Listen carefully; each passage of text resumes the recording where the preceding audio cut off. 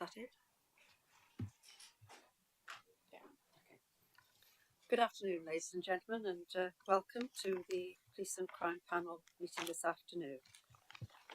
We have a number of apologies, so we'll read those out to you in a moment or two, but I hope everyone's got a copy of the agenda. We'll start with item 1, minutes of the meeting of the 7th of February, and they're pages 3 to 24 in your bundle, which also includes the responses to questions asked from the Commissioner and the Commissioner's office. So thank you, Commissioner, for the responses to the questions the panel laid before you. If anyone has any matter arising or any issue to raise, if they could just raise their hand.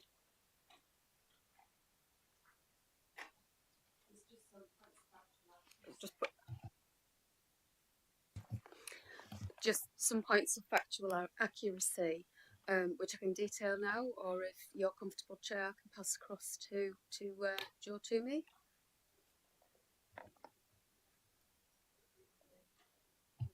Do you have many? Only 3. 3. Could we take them now, because then they can be formally adopted by members today? Which page are you referring to? Thank you, Sharon.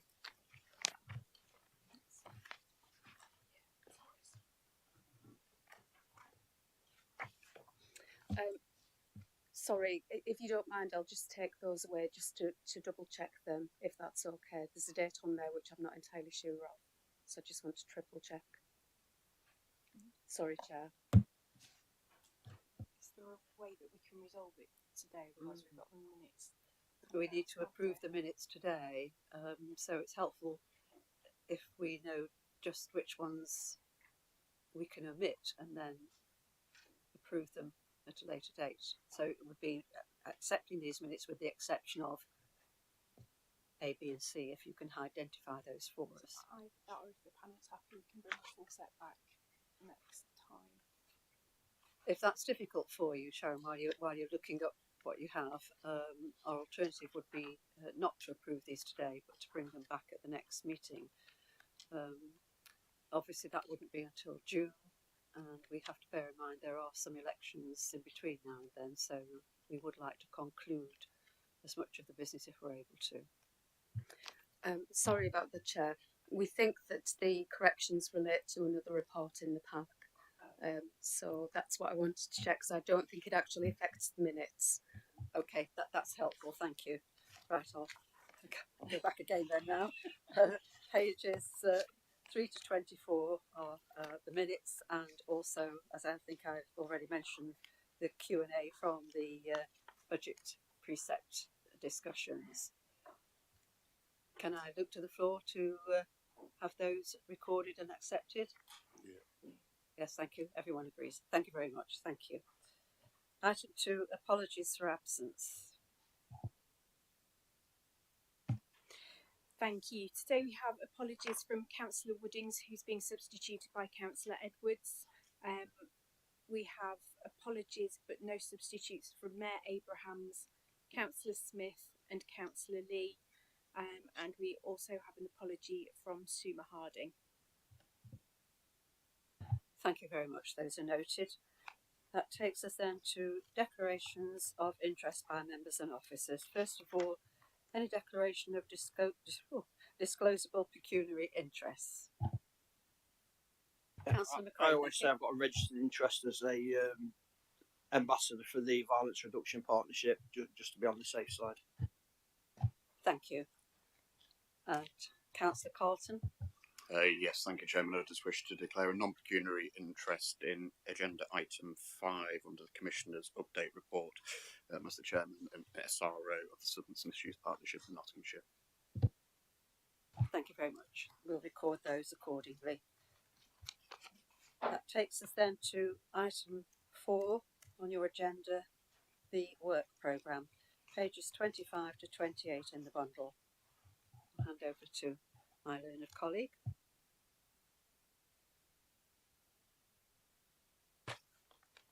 Thank you. We've got the work programme report before you that sets out the proposed programme of work for the rest of this municipal year and outlines for the upcoming municipal year. In terms of information to draw your attention to within the report, we have one of the recommendations that refers to the panel's membership of the Regional Police and Crime Panel Network. Unfortunately, we've not received the formal notice of the membership fee for 23-24 as yet.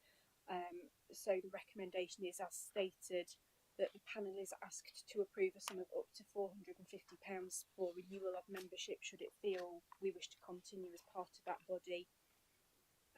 If the panel was minded to continue but the renewal fee was higher than that, we would then bring the report back for the panel to consider at a later date to see whether it wished to continue. The other item to bring to panel members' attention is that we're approaching the point where we need to produce the annual report for 22-23. So if there are any members of the panel who would like to get involved in that process, then all volunteers welcome. Thank you very much. It only seems 5 minutes since we were doing the annual reports, and already we're asking for a subgroup to do this. Yes, Councillor McRae. Yeah, and can I just ask that we include in the work programme a visit to Police HQ, because obviously we all know what's coming up in a few months without me mentioning it in here. We're not here for that. I do think that there's a possibility there could be new people sat around this table, and I think most of us have had a visit to Police HQ, haven't we? I'd go there every day if I could. I just think it's helpful to the people that sit on this committee. So I would say as soon as possible after May, if that can be squeezed in at some point, I think it would help the new members that might possibly be end up on this committee. Yeah. Thank you. Just to reassure Councillor McRae, it's something that we've actually spoken about with the Office of the Police and Crime Commissioner as part of the induction for the panel going forward. So hopefully we should be able to get something sorted and confirm dates for you. Great minds think alike. Thank you. I think several colleagues. Oh, sorry, Mr. Bob Vaughan.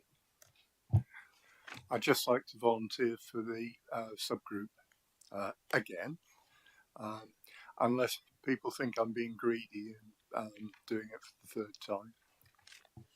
One volunteer is worth 12 pressmen, I think is the old-fashioned saying. Thank you. What I was... Sorry? Not yet, no.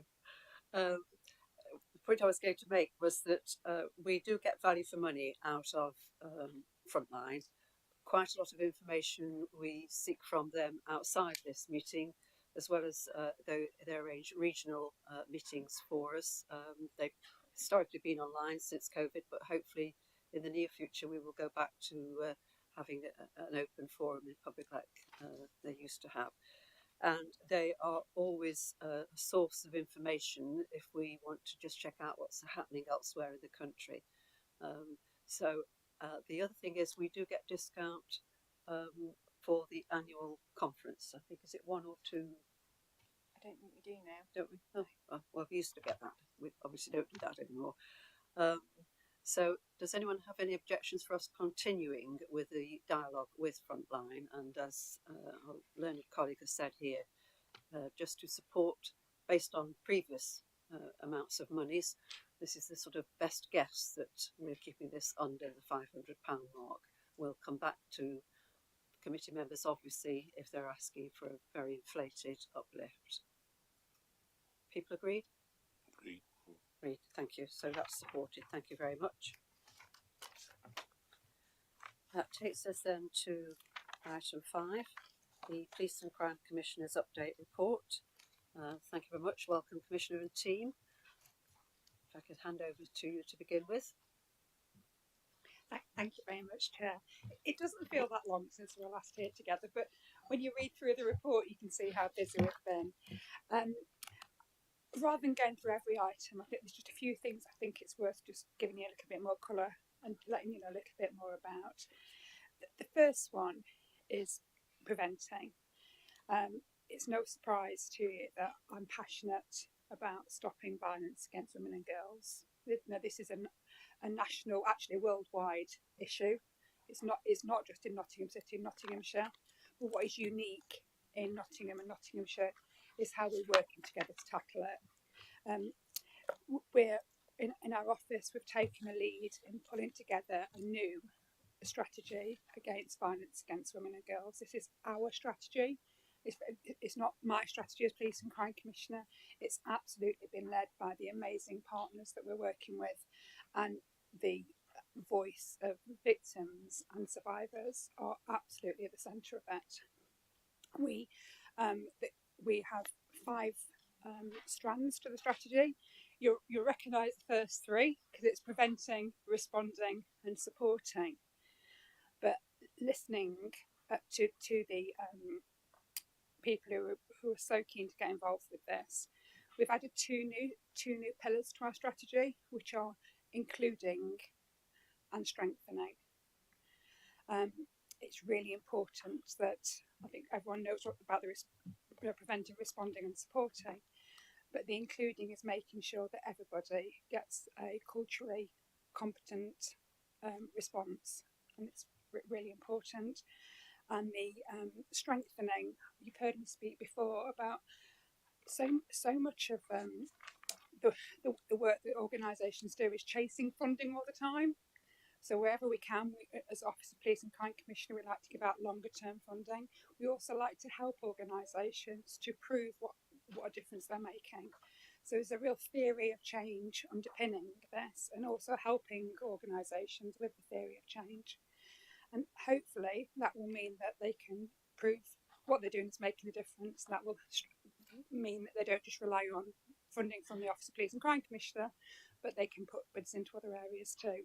But also with that, if what they're doing isn't working, we can help them there too. So it was the strategy for the violence against women and girls strategy is still open to consultation. That's going to be open till middle of April. Is it the middle or the end? It's the end of April. Sorry, the end of April. And thank you to Sharon and the people in the office who've been so helpful in putting this together. I would encourage everybody to let people know about this. It's really important. We've got one chance to get this right. But there's a massive theory of change behind it. There's the strategy. But what I'm really keen on is that once the consultation's finished, the strategy is finalised, that our key partners sign up to it. And that'll be a real game changer, because that will mean that councils and other organisations have to have due regard to violence against women and girls when they're making decisions. And there's been a real appetite to get involved and do that. Thank you to Councillor Nagat Khan, who invited me to an amazing event at International Women's Day in the Council House, where we spoke about this. And the organisations in Nottinghamshire, we're known for being really strong and ahead of the game of working together as partners. And I think by getting it right here in Nottingham first, which is what we do a lot of times, we can make a real ripple to make a change in this area. So it's one of the things I'm most passionate about that I've been working on. So moving on to responding. Regularly, you'll hear one of the issues of greatest community concern is ASB. And we're cracking on with our ASB task force. Now, if we weren't in pre-election period, I'd love to do a big jazz hands announcement about ASB stuff, but it's not business as usual, so I can't. But watch this space, is all I'm going to say. I'm really keen that we tackle ASB, and we've got a lot of work coming in that area. Moving on to at page 34, item 4.4 is the Youth Independent Advisory Group. We've spoke about the Youth Commission and the work that we're doing with them before, but they're now officially our Youth Advisory Group, and that's been really helpful. Just because I was young once doesn't mean I think like a young person, and you can learn so much by listening to them, because they've got a completely different view of the world, and really bright, really helpful. And if we want to get the trust and confidence of young people, we need to be listening to what they think about police. So the working with a lot of young people there, and I'm be happy to talk more about that.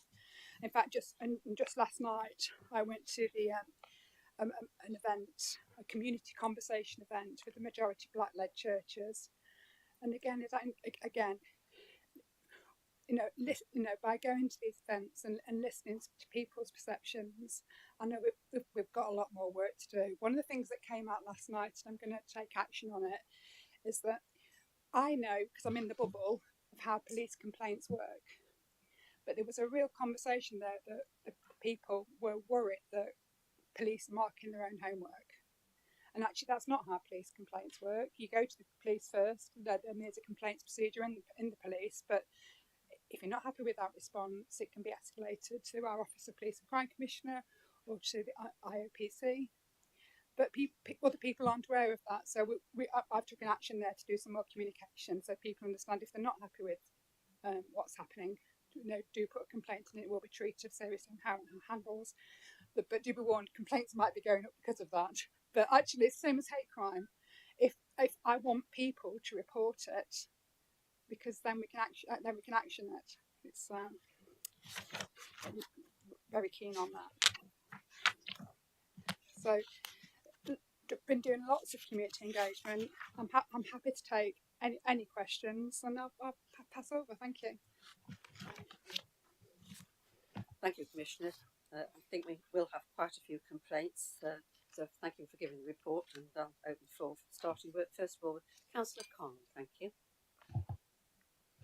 Thank you, Chair.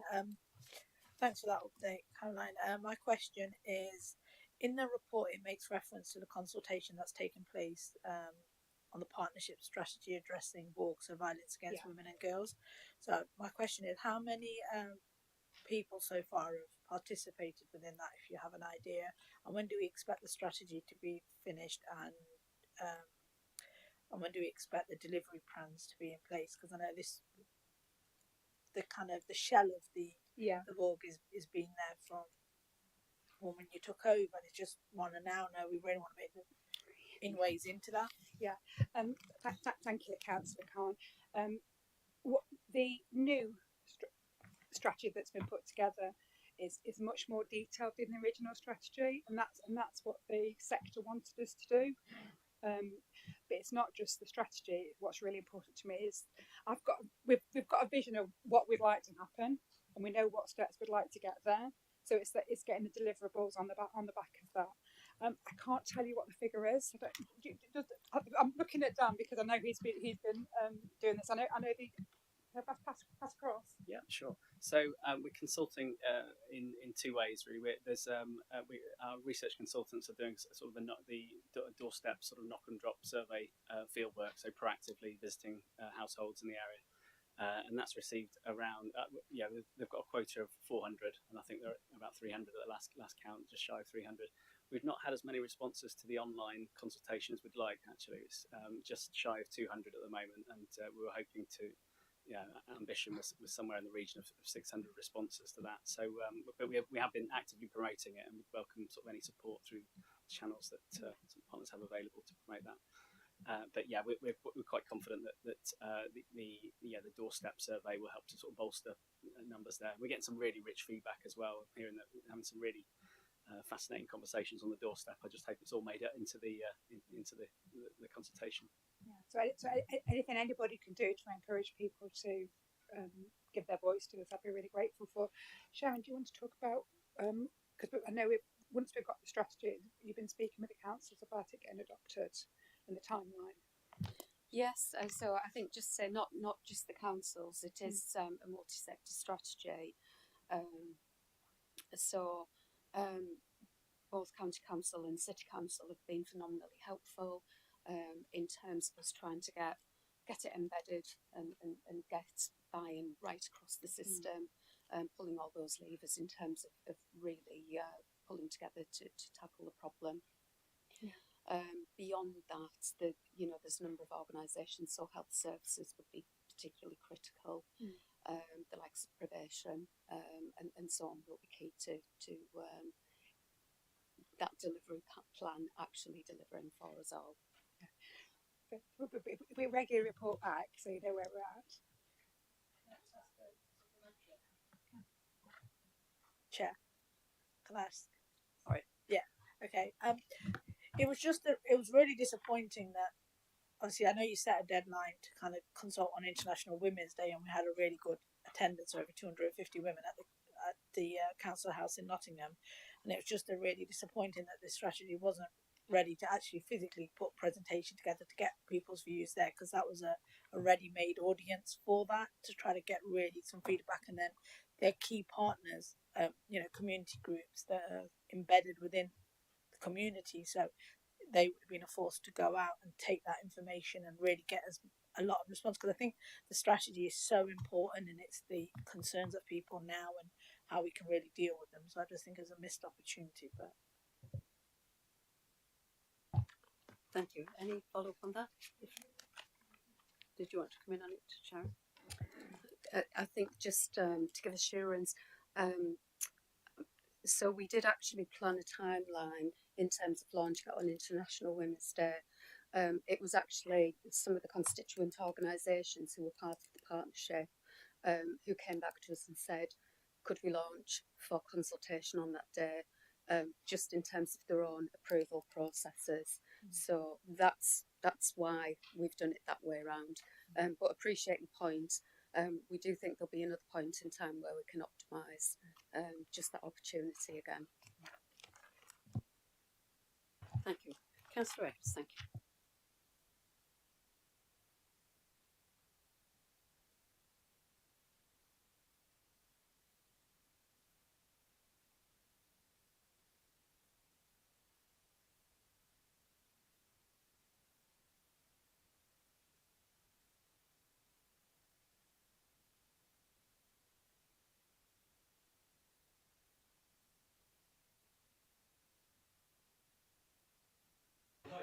Councillor Edwards, I'm not sure everyone can hear you. Have you got?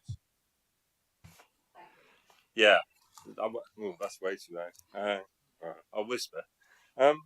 So yes, facial recognition enabled breathalyzer technology. So that's technology that tests your alcohol levels without testing your breath. Is that right? What?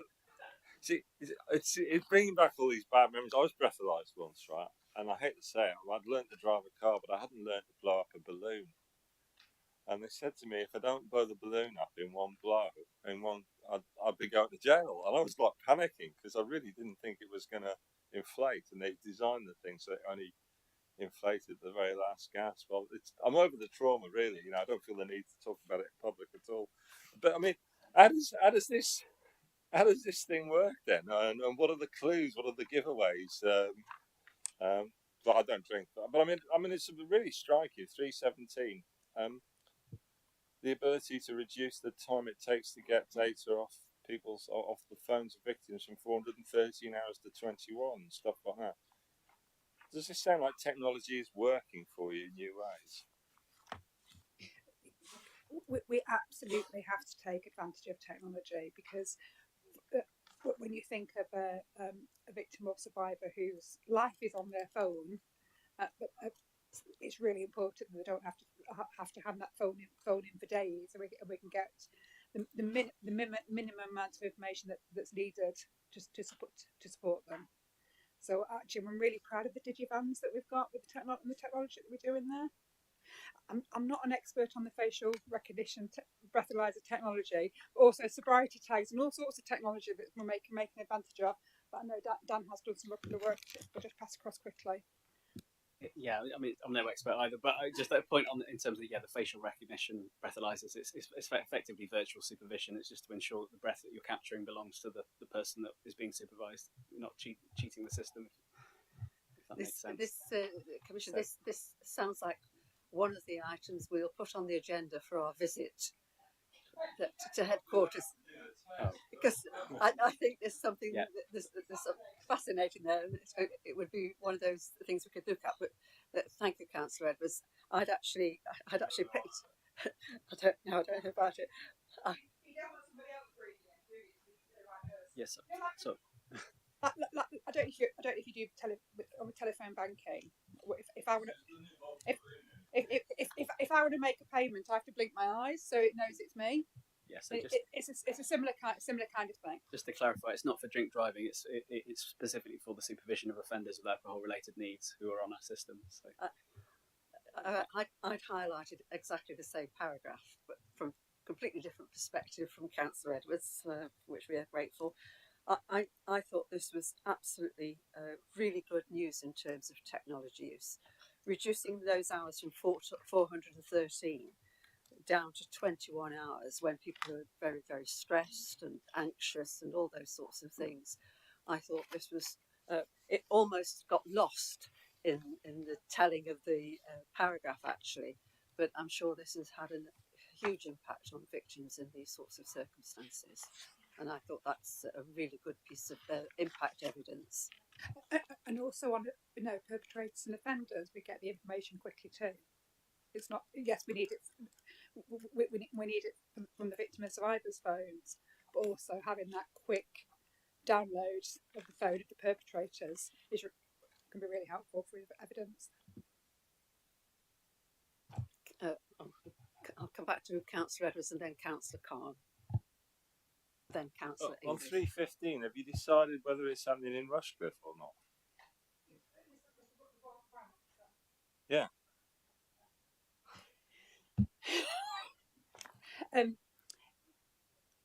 There's a little bit of confusion there because,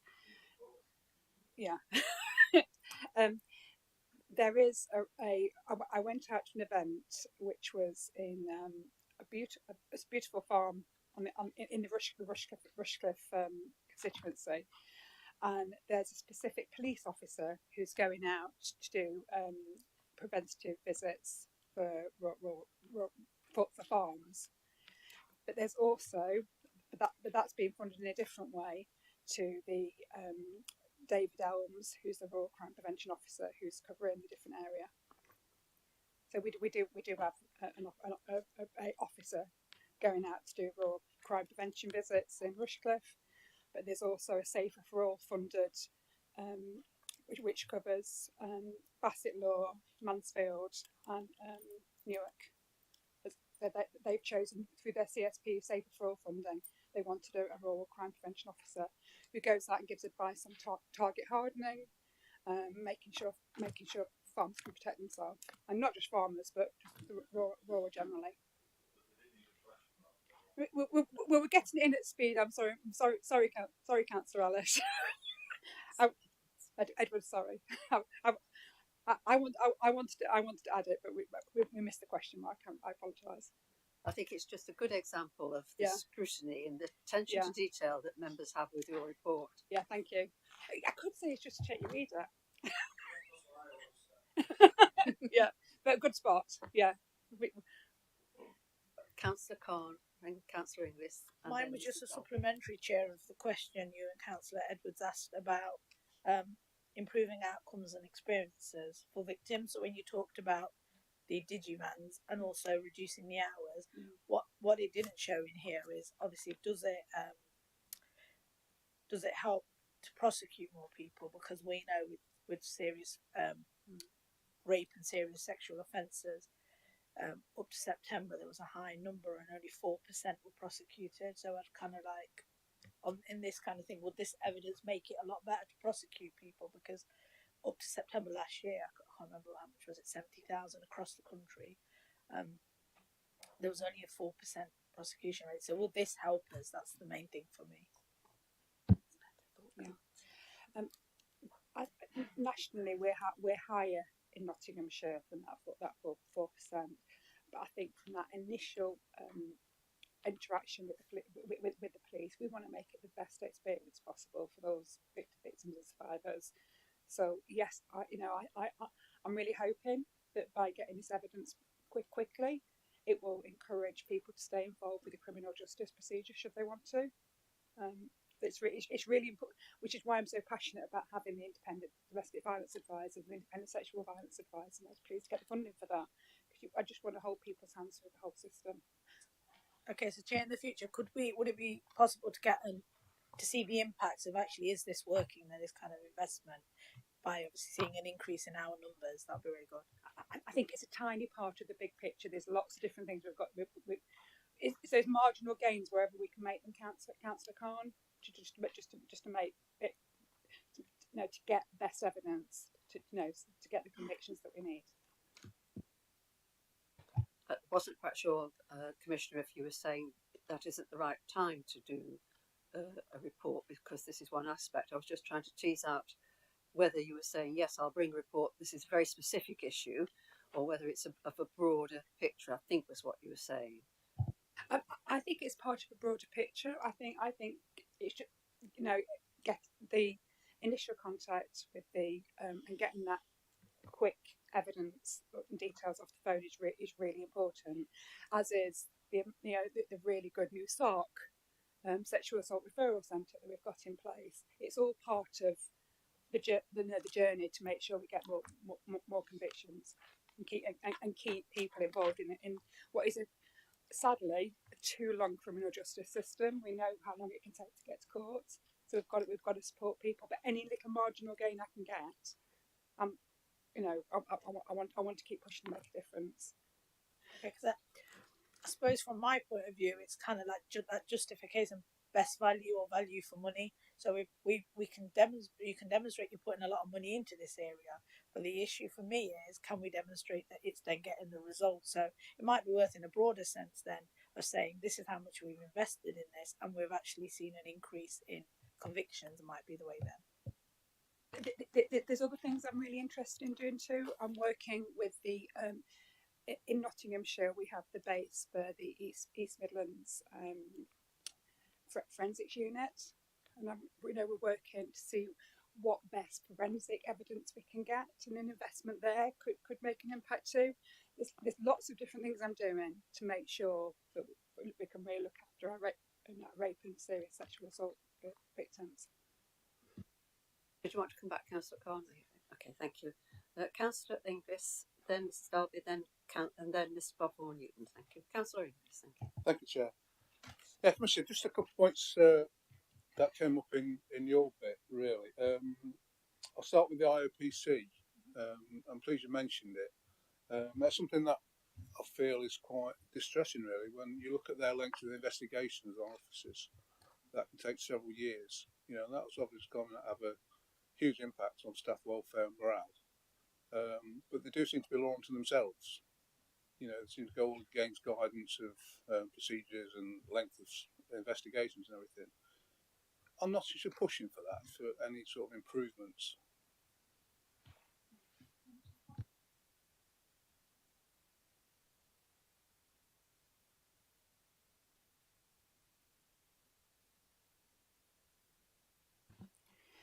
I hear your frustrations there, to be honest. I'm going to get myself into trouble if I say much more. Can I leave it? Can I leave it at that? We are pushing. It is frustrating. It's just something that needed airing, really, because you see, there was one recently where an officer imprisoned for allegations that turned out to be false. The other thing was the Russia Rural Crime Forum that you attended. You were there too, weren't you? Well, I organised it, so yeah. I wasn't there. So yeah, I didn't know you'd organised it. Yeah, so first I'd like to thank you for coming. Yeah. I think that's something that leads on to something else in the report, with the public confidence in South Nottinghamshire, where it's fallen 7.6%, and it's important we do get that engagement with the community.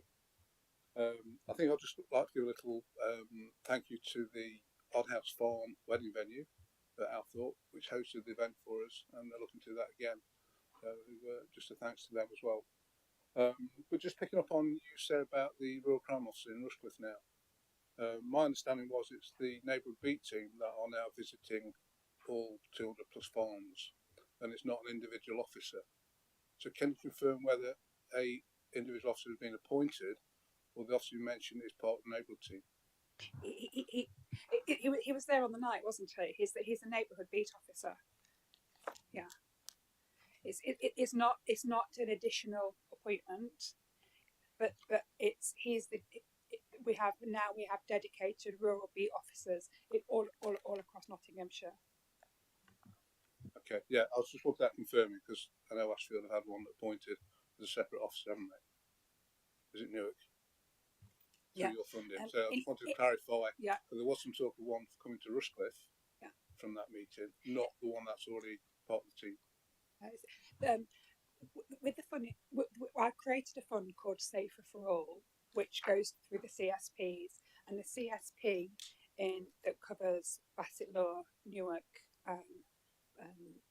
Sherwood, isn't that? Yeah. They chose to use their Safer for All funding to pay for a specific extra Yeah. person. Sorry, I think you're missing my point. Yeah, I appreciate all the safe funding, the funding we've had as well. It's a different. This is a Safer for All, not the Safer Streets. Right. It's a different fund. The question was really, are Rushcliffe getting the independent officer rather than the neighbourhood team? Because there's some talk about it.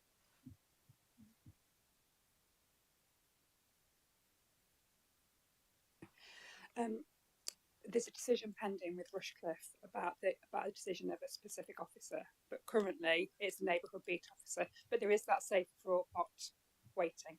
Okay, yeah, sorry, I thought you were saying that's for the clarification because I thought somebody had been appointed. So, thank you. Thank you, Councillor. Mrs. Dolby, thank you. Thank you. I'd like to have a bit more information about Para 44, your youth group. How were the 30 people recruited? And I get the impression that these will be, bright young people. So how are you going to engage with the disenchanted youth across the county? The contract to run the Youth Commission was done through an organisation called Leaders Unlocked, who've got a really good background in reaching out to make sure that people with protected characteristics as well. It's not, they are, the people that have come forward are volunteers, but it was a really amazing mixed group that I went to meet. What they're doing is that the 30 people that are in the Youth Commission then go out in their communities to engage as well. So that's part of their work. Does it cover the whole of the county? Yes, it does. Yeah. And you said they've got different characteristics. Can you tell us a little bit about that? Yes, certainly. What there was if we talk about protected characteristics, there was a young girl from the Gypsy Roma travelling community. There was a gentleman I spoke with who'd got who's very neurodiverse. People. There was just such a mixture. LGBT. There was such a great mixture of people in that room that I went to. And how can individuals follow up on what they're doing? This youth group. How are you going to communicate it? So the Youth Commission will be going out to speak in their communities, and then there's going to be a big conversation later on in the year, and there's going to be an impact report. I'm not expecting it to be easy reading for me because they're very honest about where they think we need to get better. But I need to know. They don't hold the tongue. But that's why I have to go and listen. Yeah. And the same, and it's people from the Youth Commission who volunteered to be involved with the Youth IAG, which is a group of young people who are doing things like watch and stop and search videos, and so they're amazing volunteers, and I'm very grateful. Thank you. Thank you. I've got Mr. Bob Vaughan next, then the Chair and the Vice Chair, then Councillor McRae. Thank you, Chair. Antisocial behaviour has become quite a political hot potato recently, with the leaders of the two main parties both commenting on it in slightly different ways. I understand the Home Office had a consultation on antisocial behaviour and the Vagrancy Act, which closed around the beginning of last month, and that your office was able to give evidence of practical examples of how antisocial behaviour is being tackled in Nottinghamshire. Are you confident that you were listened to? We weren't quiet, and actually, as well as the consultation, I'm happy if have to have a quick word about it because you've helped put that together for us. But the Home Office also came out to do a visit with us in Nottinghamshire. It was to do with the vagrancy actually. They came out early one morning, and also we had some strong conversations about if the law is fit for purpose as it is now. I'll pass over to Dan. Sorry, there. Okay. Yeah. So effectively, a large part of the consultation was focused on the roles and responsibilities and the tools in responding to vagrancy and antisocial behaviour. I think sorry, sorry, I'm gonna have to. Can I come back to you on this one? Sorry, Yeah. You also had a recent antisocial behaviour task force took place on the 7th of February. What emerging trends cause you the most concern? What impact do you see them having on the delivery of Make Not Safe plan? And can you please give us your view on the community trigger process, how effectively you feel it has been used to date, and what you can do to help improve its effectiveness in future, please? Thank you. So we've actually had 2 meetings of the Antisocial Behaviour Task Force since October last year. We've got another one next Tuesday.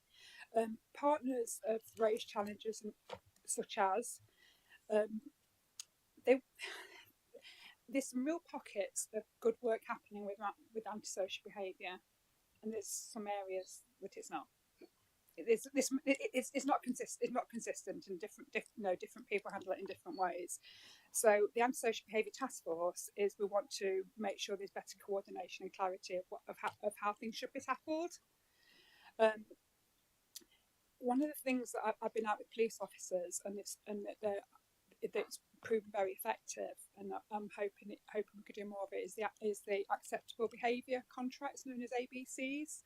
I went out in Clifton recently. One of the things that I think is becoming more troublesome is it's younger. It's like 9 to 12-year-olds with the antisocial behaviour. I think previously it was a bit older, but some of these 9 to 12-year-olds, they're working with them on the ABC contracts, and it's really specific. The PCSO and the police officer works with them on specific things that they need to do, and they work with the parents too, such as making sure you go to school. I know everybody should do, but they're not all doing it. Making sure they're home for 8:30, letting their parents know where they are.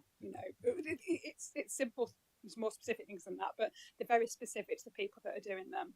And if they don't, and if these young people don't do what's on the ABC contracts, it then steps up another level, and they know that. So that's just one example of good practice that's happening in Clifton. I know it happens in lots of other places, and things like that are being shared. I think it's really important that victims of antisocial behaviour know about the community trigger. I don't think they do at the moment. I think we need to do more joined up comms to let people know that if there's repeat issues in their area, that you can report and get the community trigger, and that will be coordinated. That joint communication campaign will be led by us, but coordinated through the Antisocial Behaviour Task Force. Anything to add, Sharon? Yes, just to say that all of the local community safety partnerships consult with us in terms of their procedures and policies around the community trigger processes. So we're satisfied that there are robust arrangements in place. That's advertised on our website as well as their own as well. And we have a role in handling any appeal processes as well. Did you want to come back, Miss? No, thank you. I think it's me next on my list. I want to refer to paragraph 3.9, Commissioner. And we discussed it at our regional meeting just a couple of days ago. This report states that the East Midlands Special Operations Unit, MSU as it's known to most people, is due to receive an uplift to bolster regional fraud and economic crime capabilities. However, simultaneously, we learnt actually that they had a recent inspection and were found to be inadequate at tackling serious and organised crime. I think at the last meeting you advised us you'd taken on bravely a regional function. I wasn't sure if to call it chair or quite what the right title was. I know that's not correct, and I know you'll correct me on that. But it does raise issues of confidence.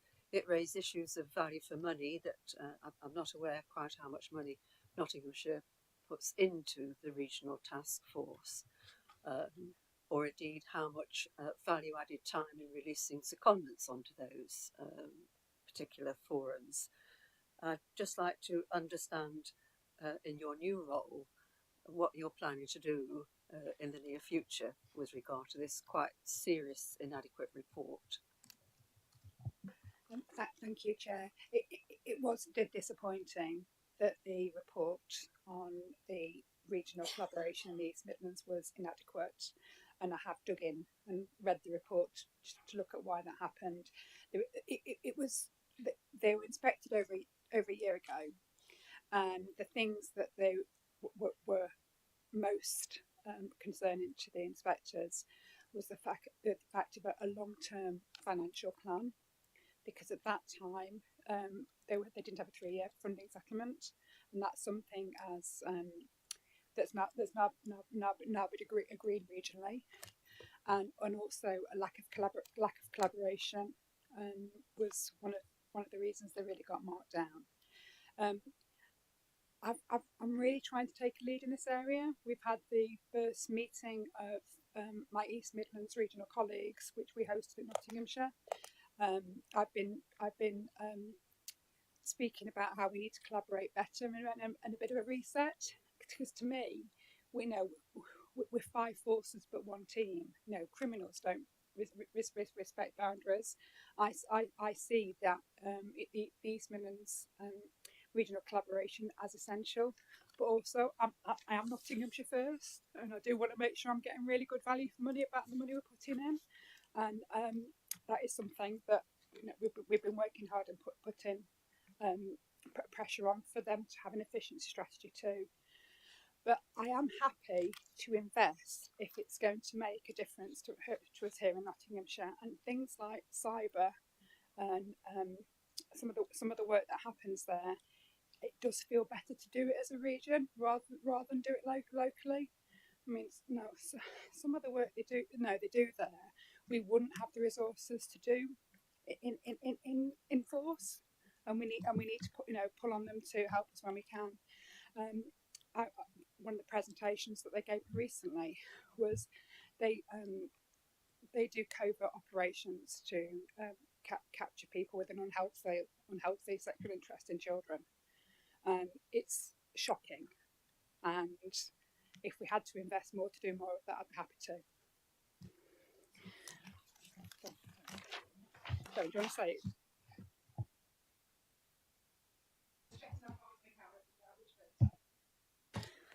Thank you, Chair. It was just to point out that in terms of the position where the local regional organised crime unit is at since that inspection, it's in a better position. There's been a refreshed commitment to the collaboration, to the degree that the one of the things that HMIC were particularly critical about was the lack of agreement on the budget, for instance. That has now been agreed, which will allow some certainty over the next couple of years. And you've rightly picked up that point around increasing the capacity as well. Again, that's about strengthening that unit and its operational capability. Thank you, Sharon. Sorry, what I didn't, apologies for this, I didn't quite catch who had evaluated the points that you're making, because obviously this was an external inspection. Is the information you're bringing to us issues that they themselves have set, rather than the external validation? So I think with any inspection process, and might be helpful to bring DCC Cooper in here, what any police force or regional arrangement should be doing is during that inspection and after it, they should be constantly moving and constantly trying to improve on areas that have been flagged as concerns or areas for improvement.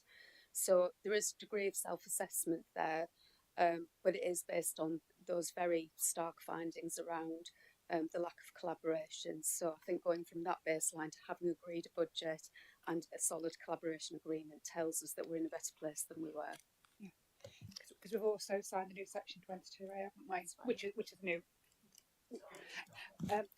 There's also been it's called a Section 22A, which is a collaboration agreement.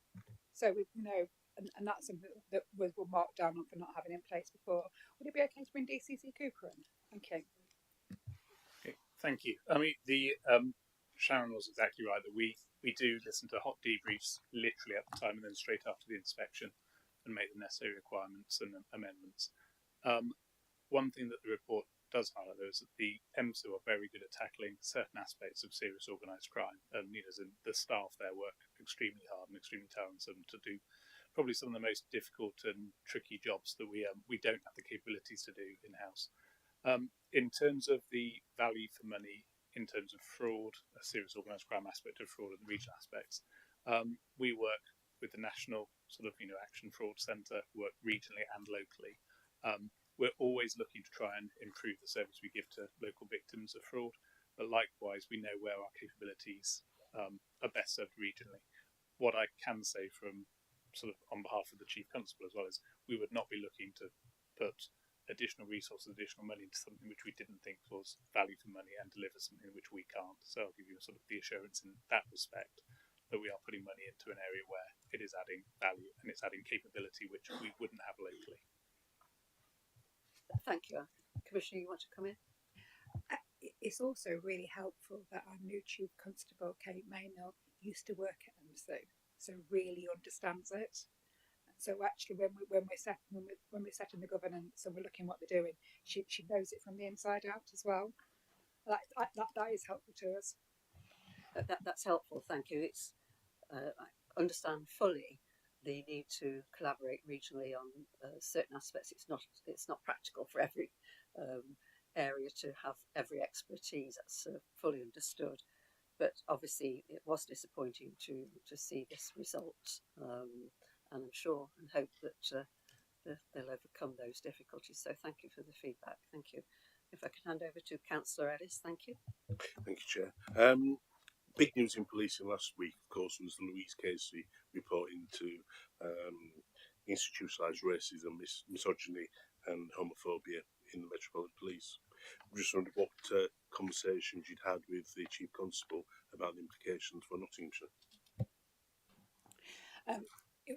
I didn't wait for the case report to have conversations. I think anybody who's read Louise Casey's report, it makes really, really hard reading, and we have to accept that the problems with the Met of being institutionally racist, homophobic, misogynistic will have an impact on trust and confidence in Nottinghamshire Police too. I'm just very aware that when I think of police officers, every day, not all of them put on uniform, but most of them do. Going to work, to keep us all safe. Running into danger when others run away.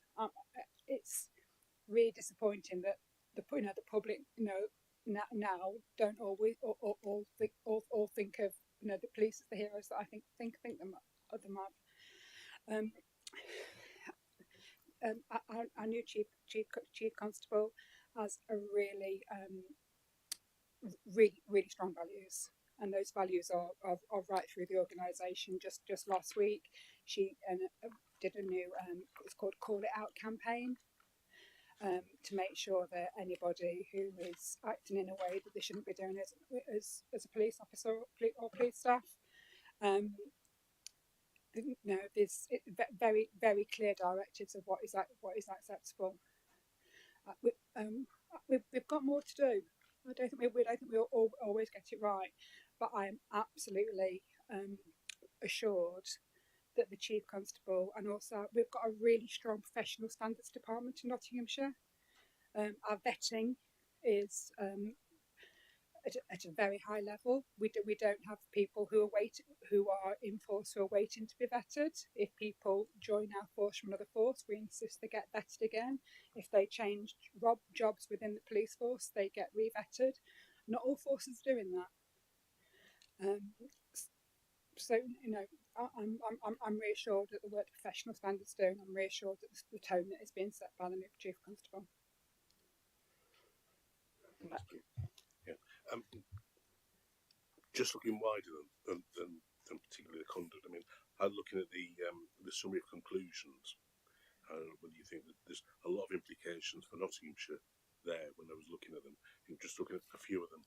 You know, the budget's smaller than it was 10 years ago, which is a weakness in the police generally.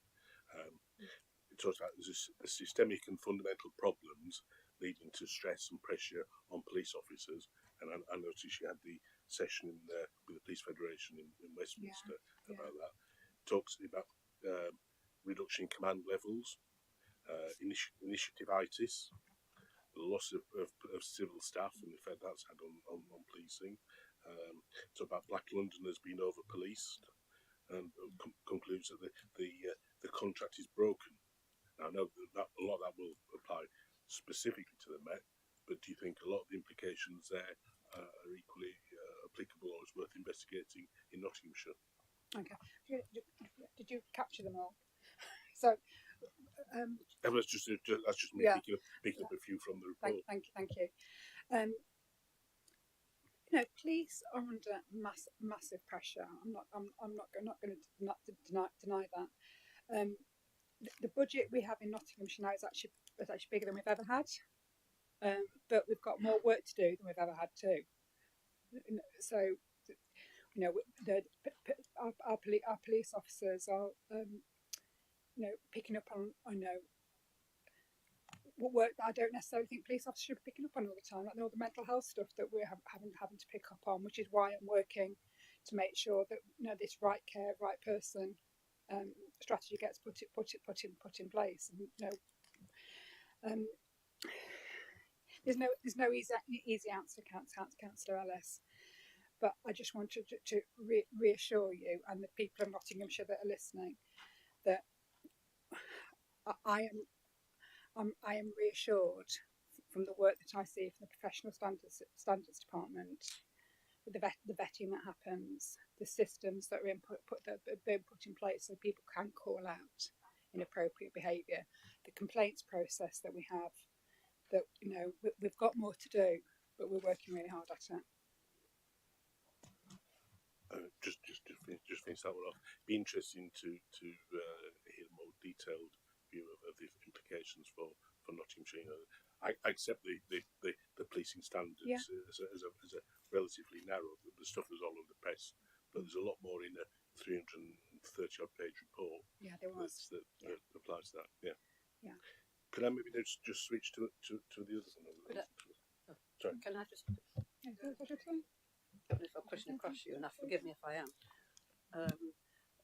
There's two sides to this, isn't there? It's all right. There's two sides to this.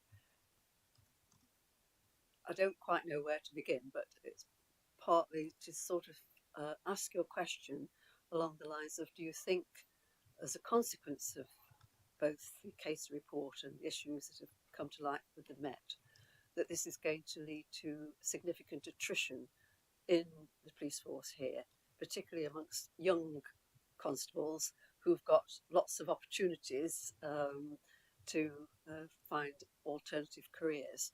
So I'm really just posing a question to you about how you're going to be tackling morale within the force because of a consequence of other things, not just local things. Sorry, I haven't pinched your. No. Thank you. I think it's difficult to say. I mean, being really honest, I spoke with the police officers just last week. I mean, police officers have always been really careful about whether they say to people that they are police officers. Sometimes for operational reasons they don't. This particular police officer, he wasn't sure if he should tell people. He was not for operational reasons, just didn't know whether he wanted to tell people he was a police officer. And that's really sad because it should be a job that you're really proud to be doing. But because there's so much negativity about police in the press, he was keeping his head down a bit and not telling people what he did for a living. And I think we need to remind people of all the great work that our police officers do, and the morale in Nottinghamshire Police Force, when you go around, their pecker is up. That they're we don't struggle to recruit, unlike a lot of forces. We reached our police uplift target a year early. Nottinghamshire is thought as a good force, and a force that people want to be a part of. So we need to look after our team. That's why there's the staff networks, there's the wellbeing in place, but it's a work in progress. Thank you, Commissioner. So perhaps at a future meeting you could just give us some idea of whether the attrition rate has gone up or what morale is like, because I think it is, as I say, it's two sides of a coin, and both are important. But also with the attrition rate, one of the reasons I wanted to take the police fed to Parliament with me was to help lobby for an increase in police pay. I actually don't think police get paid enough for what they do, and that's why I wanted to get my parliamentary colleagues to help lobby for that for me. And some of the attrition rate, I don't know if it will just be morale or the fact that you can earn more as a McDonald's manager than as a young police officer, and that doesn't feel right when you're putting yourself in the line of fire. Thank you. I've got Councillor. Oh, sorry. Okay, if I come back to my second one. Sorry, I do beg your pardon. Going back to your report, Commissioner, on page 34, on 4.2, 4.3, you talk about stop the independent community scrutiny panel looking at stop and search. Again, in the news today, there's been horrifying reports of children as young as 8 being strip searched. And what's the position in Nottinghamshire? Are we children that young being strip searched, and what are the arrangements for safeguarding? Thank you. We've actually recently wrote a letter to the community listening group about stop searches, because about strip searches, because they'd also asked us about this. I'm reassured that in Nottinghamshire that there's a strict policy around strip searches, and that is being adhered to. But we need to think about why those strip searches are taking place. I mean, sadly, there's some really young people, vulnerable people, who horrendous criminals are exploiting and getting them to plug themselves with goodness knows what to get stuff across the county. And for the safety of those young people, they need sometimes they need to be checked, but it has to be done in a very, very careful way with an appropriate adult. And I'm reassured we've actually got numbers, haven't we, from the research that we did, that in every case in Nottinghamshire, an appropriate adult was in place, and the police were doing what they needed to be doing. But there has been strip searches of young people in Nottinghamshire. I'm not going to deny it, but it was done for the right reasons and to keep those people safe. Thank you. Got Councillor Con, I think, was waiting to come in, then Councillor McRae, then Councillor Carlton. Mine were just supplementaries as people were asking them. So one of them was just when we talked about ASB, and the Commissioner talked about what happens with young people, for example, after their court. My concern is actually catching the offenders in the first place, because what we've seen in the city, I'm sure it's in the county as well, is a lot of graffiti, so a lot of tagging happening, and it's like their signature, so it's all over the place. So what we did was, with the previous chief constable, I had a kind of meeting, and it's that street level problem solving, and what we said is every time we got agreement from the police, every time we see a tag, community protection, whoever sees it will take pictures and build that evidence into the police, and then when we catch an offender, we do them for all them signatures all across the city. And so my issue obviously is about catching them in the first place, and unfortunately we don't really see that much resource from the police into this? Within the city, it's community protection officers who actually do that kind of work because of resource issues. So it would be kind of interesting to know. I know there's an announcement earlier today about Nottingham being,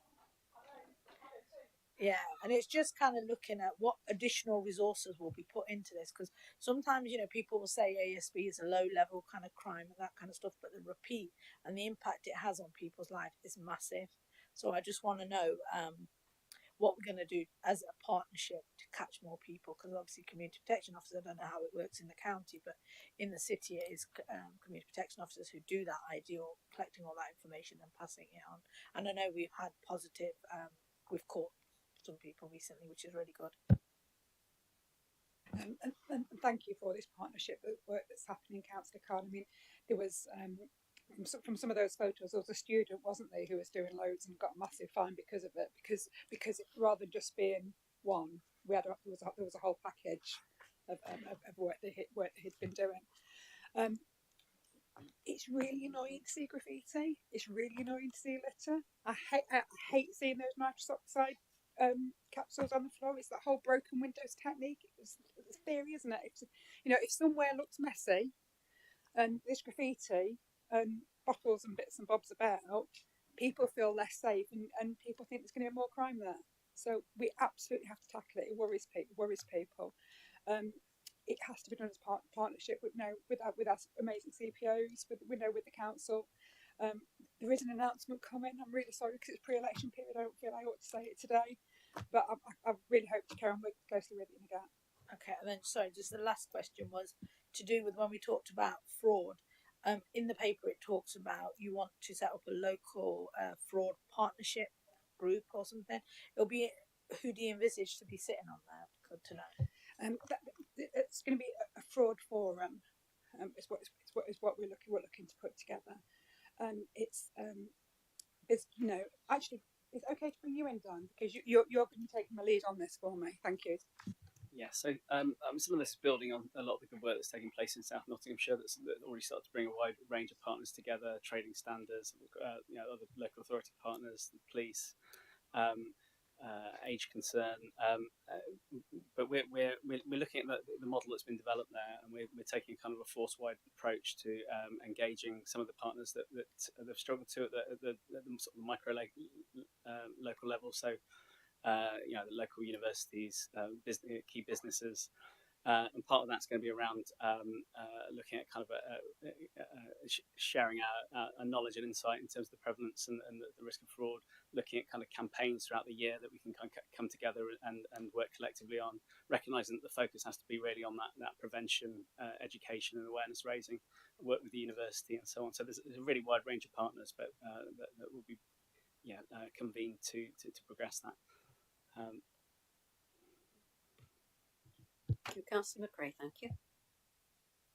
Wrong button. Right, I've got something to say, but you mentioned graffiti. That's something I used to do when I was younger, and I did get into trouble for it. But now, I've got into trouble a long time ago.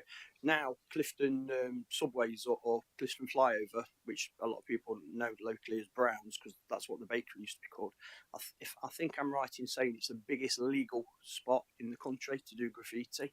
So please do try and encourage people to go down there, not just have a look, but if they're doing it, go down there and you're not going to get into trouble, as long as they do it in the locations that's allocated. And if you've not been down, please do go and have a look, and then you might not say that you don't like graffiti, because some of the artists are absolutely amazing. But you've gone on about the Youth Commission and the Youth Independent Advisory Group. And as you're aware, the Kaya Development Project is setting up a base in Stapleford soon. Stapleford Community Group are just about to set up a base which is going to share with the police, which I think is brilliant. We've got Stapleford Youth Club, Eastwood Youth Club and Beeston Youth Club. I think it would be good to bring some of these people from these groups to those places, because it kind of follows on from what you were saying, to talk to youngsters in these areas, because I'm sure they'd want to get involved and you know, they might not want to join up, but they've got questions and that. And I think going around the youth clubs and these different facilities where we can put meetings on and facilitate these things, I think it's really important, because it does. I'm not saying it is. It seems that it's always the same people that's on these groups. And I think getting some of the youngsters from out our way onto these things, but yeah, please do come out and speak to the young kids in these areas. Do some events on the parks and stuff and get them involved. It can't just be like how it is, because it does appear that it's always the same people, and I'm sure it's not. But we've got more youngsters in the whole of Nottinghamshire doing good than bad, and it's like you say, the youngsters that's getting into trouble with ASB, it's a minimal amount. That most of the kids are really good, but when they do get into trouble, they really do. But we've got to get behind it, and there's definitely an element of parental responsibility there as well. But yeah, if we can get some of these things out of our way, to be really good. Thank you. Thank you, Councillor McRae. I'd like to take an action from that we need to have a discussion to whether it's better for me to come down and have a chat with those young folk, or actually the young folk from the youth commission to go and have a chat with the young people, because that might work better. Because and actually, I have seen the graffiti. There's some new graffiti on the Clifton flyover, and actually, it's not me, but it's exactly those colours. And if you actually look down when you go down next time, it's got stars on it. I drove down here the other day. It's my colours, but it wasn't me. I was down there before I came to this meeting.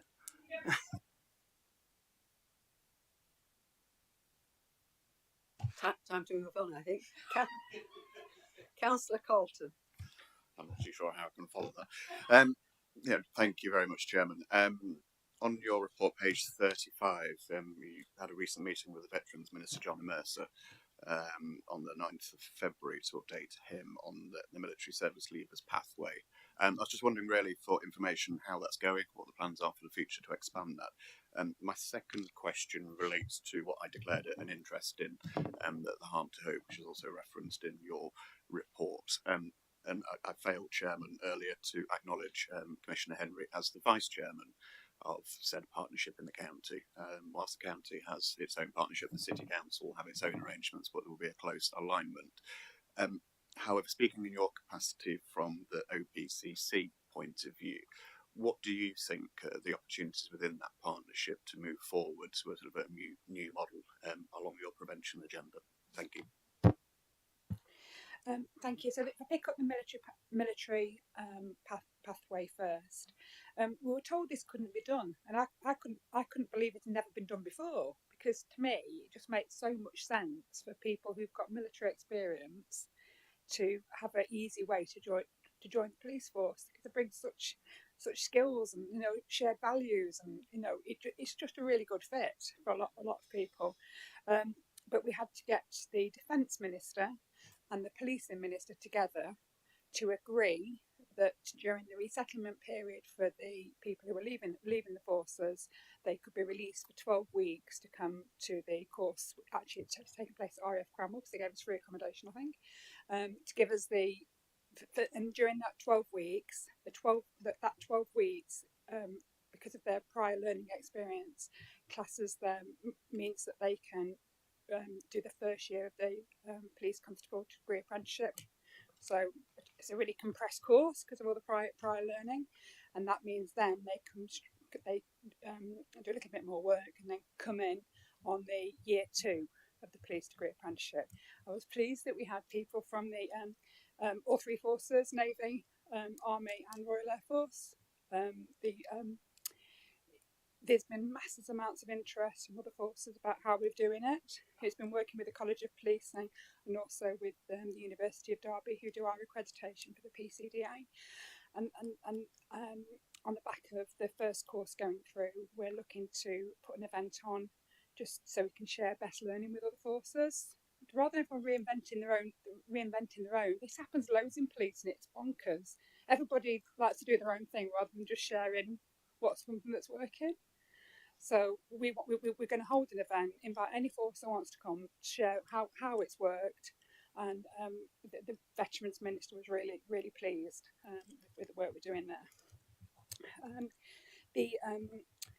With the From Harm to Hope drug strategy, and thank you for coming to the meeting that we had Dame Carol Black at a few weeks ago. Dame Carol Black is the lady who actually wrote the 10-year From Harm to Hope strategy. Brain the slides with Planet. She was brilliant, wasn't she, with the advice that she gave us.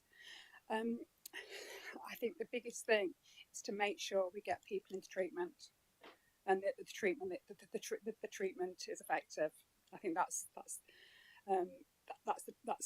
most important at the moment, and I think we can work together across the whole of the city and county to make that happen. We want to break that cycle of people wanting to continue taking drugs when they shouldn't be. Did you want to come back, Councillor? Yes, only briefly, and thank you for that, Commissioner. It's really useful on both points. The only other question I was going to put to you off the back of the harm tone, obviously there's been a little bit of noise around the out-of-court disposal orders being delayed. I was just wondering, in your position as Commissioner, what sort of conversations you've had with central government, and if we're likely to see a delay or actually implementation of reforms. I'm also frustrated they're being delayed, but we need to get it right. And it's also, as well as the conversation, I've been having some robust conversations about the out-of-court disposals, because also there's an expectation for us to do it, but there's not been any extra money for us to do it, has there? so I'm asking those questions too. Is there anything you'd like to add, Sharon? Because you're involved with this too. I think just suffice to say that there has been preparation going on locally that continues. So there was a group stood up last year, for instance, in terms of being ready for this new framework, the out of court disposals framework. That group continues to meet. You know, from our point of view, this is something that we recognise. It's not appropriate to criminalise everybody who is drug dependent. And we want to ensure we've got the right system support in place with health partners, with youth engagement, for instance, but then also the enforcement strand is critical to all of that coming together. Thank you. Councillor Introna, thank you. Thank you, Madam Chairman.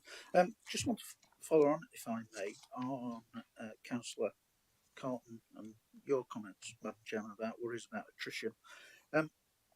With regards to the military service leavers pathway, really interesting, very positive and well done on that. It was raised today within the group by Councillor Inglis about the PCC for Hampshire discussing opportunities for student PCs to not have to study for degrees. And I just wondered on a not dissimilar level, is there any conversation? Well, is that decision alone being taken with ratification by the Association of Chief Police Officers? Is it something that they've done unilaterally? I don't know if you know that. But is there any conversation taking place at looking at other non-degree ways for entrance and people with perhaps more vocational skills or life experience being able to join? Because there's certainly, if we look at people, I'm aware of people both in prison service, in military reserve service, and even within things like the Army and Air Cadets, where they're looking at career opportunities if they're not successful in the military path that they're potentially looking at, but maybe not able for a variety of reasons to go through the currently required academic route, whether there's any discussions taking place on that. Thank you. And then I do have a second. Thank you. Really good point, Councillor Introna. Thank you. The police degree apprenticeship deal that we have with Derby University and that has been put together with the College of Policing, I'm really happy what a vocational course it is. If you think of the knowledge that a police officer has to have about law, it's really complicated. I think we need to recognise the level that our police officers have to operate at. So actually professionalising and having a qualification for all the information that they have in their head, I think is really important. So actually, previously, we had highly skilled police officers, but they wouldn't have had qualifications. What we're looking to do is give a qualification for the information that those police officers have in their head. So it's a very vocational degree. Very much learning on the job and just proving. It shouldn't put people off if they don't think they're a natural academic, because it's a very vocational degree qualification. The College of Policing are looking at other routes at the moment. I have been in conversation with them, but actually. We do, and there's the Ipledit route, there's the police degree apprenticeship route at the moment, but there might be other routes. But I think we need that mixture of people joining the police force. We need to get the right route for the right people. But actually, any police constable that I've worked with is absolutely, capable of getting a degree, because it's the information they have to have is incredible. And I think it's really important to recognise how professional they are. And was anything you'd like to add, Cooper? No, I think you summed it all up. There's numerous entry routes into policing. Some of them result in you getting a degree at the end of it, others don't. And we support all of those entry routes in at the moment. So, and like I say, the military pathway, we're the only one, but I'm sure that whether we're the one who provides it for others or others copy what we've done, there are, say, lots of routes in without the need for either degree at the start or even in conclusion at the moment. Councillor? No, I'm happy with that response, thank you. I do have a second question, if I may. Yes, by all means. Okay, again, just on engagement and consultation, read with interest and I do respect the fact that you're out most days, it seems, consulting and engaging. But I've been asked again by the people of Bassett Law that I represent, when are they going to get their full public consultation that was promised just under 2 years ago?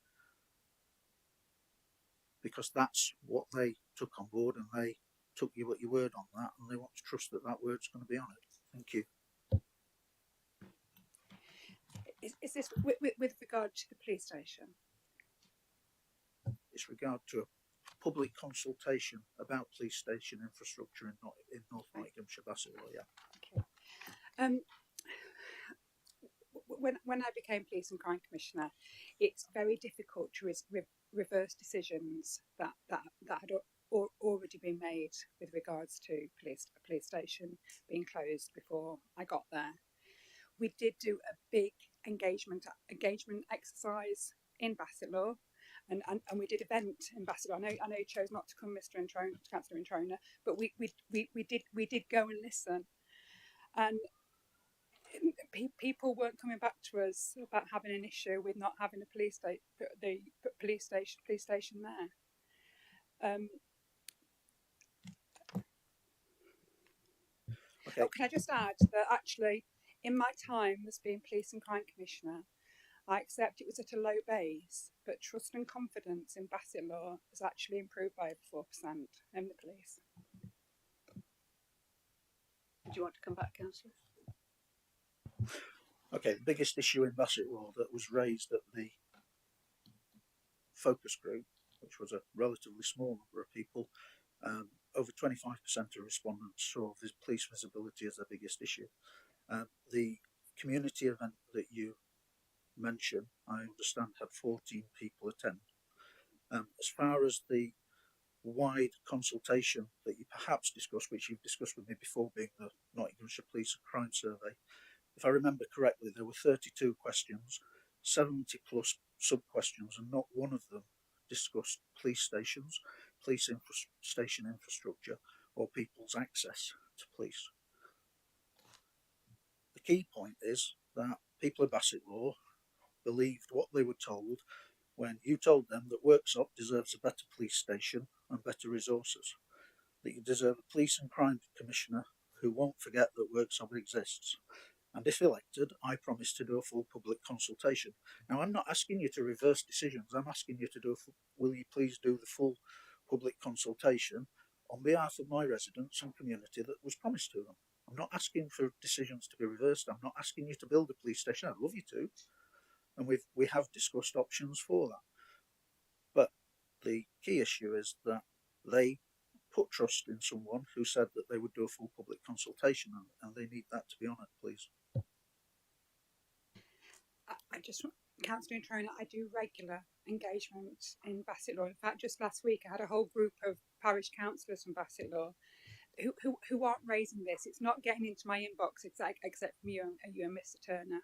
And I just hope you're not trying to make this really personal and political. I'm keen to point out, and I'm talking on behalf of all residents in Bassett Law, Councillor Turner represents a quarter of the biggest town in Bassett Law. I represent half of the next biggest town in Bassett Law.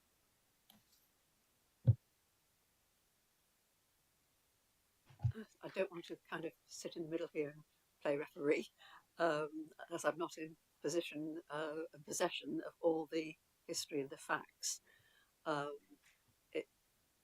It seems to me that possibly for the next meeting, and I'm mindful that there are elections in between, but it's the most sensible course of action is probably just to have a short paper produced that would outline your reasons as you've just explained, but perhaps with a bit more data behind it. I'm only offering that as a suggestion. Maybe it needs yourself and a couple of the other councillors from that area to sit round a table.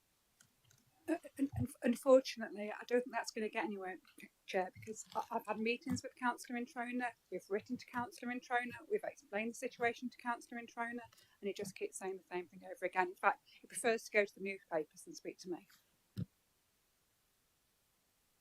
I don't want this to get into a kind of unnecessary row here, but I've got to give Councillor Introna the opportunity to respond.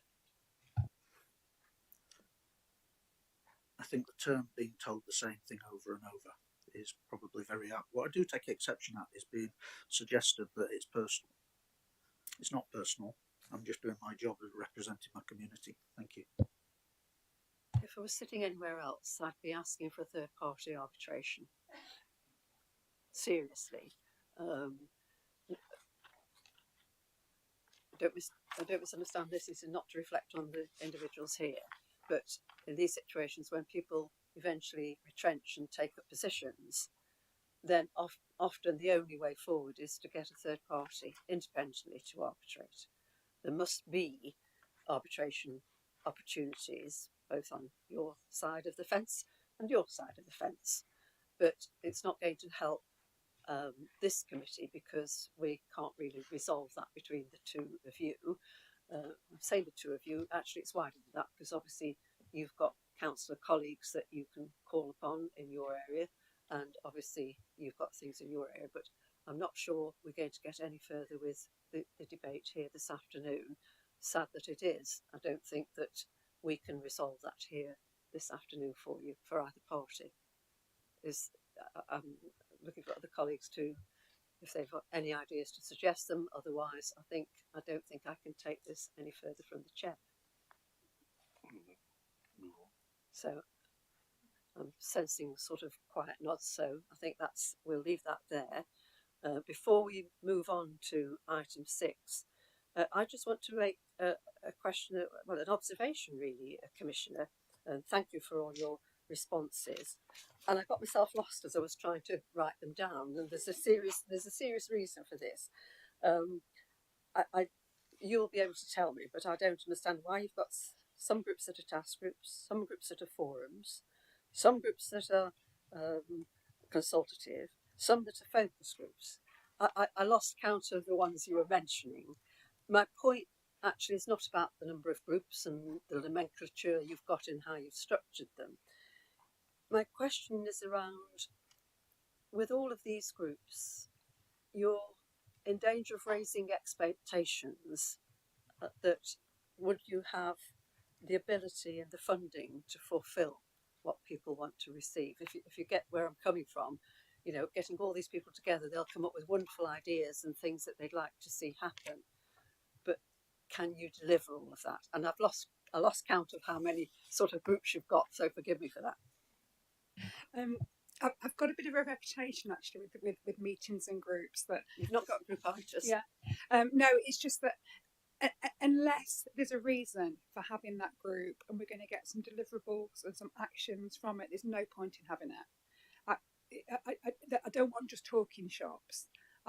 There needs to be, it's really important we work in partnership and we have groups together, and I use my convening power to do that. But I guarantee that, well, you know, Dan and the team help, or the team help with, you know, with the you know, various forums. Well, I think we've only got one forum, which is coming. Yeah, but the focus groups is listening to people's opinions. If we're not listening to people's opinions with the focus groups, I can't check and sense check and get the diversity of thinking that I need. I will always be commissioning focus groups. The ASB task force has been put together for a very specific reason, and I wanted it action orientated, which is why I called it a task force. the forum that we're putting together for the fraud. That is that we need our partners involved with that. And fraud forum just sounded good, so that's what I decided to call it. I'll be honest, it's got but you know, you'll see from the amount of work that's happening on the delivery plan and all the things that are turning green. You know, I mean, I know that's not everything's green yet, because my police and crime plan is a plan till 2025. But we're really getting the actions done and delivering, and we couldn't do that without the group work that we're doing together, which is why I'm not looking to set loads more groups up, but the ones I've got, there's a real need for them. Thank you. Just I couldn't keep track of them all, but that's partly because I was trying to do other things. Thank you. I don't think, I'll just check if colleagues have any other questions on your update report. Thank you, Commissioner. I'm not sensing anyone. That takes us then to item 6, which is the performance data up to December 2022, from page 61 to 82. I know in between you've sent us copies of your accountability reports. Thank you very much. But as it's your forum, it's not appropriate for us to go over the content there, but they're helpful information. Thank you. So that takes us to item 6. Thank you. Okay. Would you like me to go through the report, or should we just go? Yeah. Thank you. Dan, is it okay to pass across to you? Thank you. Certainly. So so in terms of the positive exceptions that we're seeing this quarter, we're still seeing low levels of neighbourhood crime, tracking well below the pre-COVID baseline. And this, although we have seen a slight upturn over the last year, this is still sort of tracking well below levels expected, and below that of other comparable police force areas largely. We're seeing that indications that feelings of safety are starting to increase now across Nottinghamshire after falling to the lowest level on record during 2022. So positive. And we've also seen a reversal of the trend in rising first-time entrants over the last quarter. So that we saw a peak in the summer, and we're doing some more work to understand exactly what drove this increase, and also develop a better understanding of first-time entrant rates in Nottingham, which in the city, which currently sort of exceed that of other comparable core cities. So we're doing some work with academic partners to unpick that picture. I think the only the main sort of negative exception really to highlight is that continued decline in public confidence in the police. So that's fallen to 53% now. So that's well below the pre-2029 baseline. The March 2020 baseline, 55%. Although positively, the only positive we can draw really here, I think, is that the level of reduction has started to peter out over the last quarter. Of course, these figures predate the Casey review and some of the kind of wider national repercussions of that report. So we'll await the results at the end of March, to see whether there's been an impact there. And the other point to raise really is the continued rise that we're seeing in levels of online fraud being reported, both the National Fraud Intelligence Bureau and Enforce. It's been reflected in our police and crime survey in terms of rising levels of experience of fraud.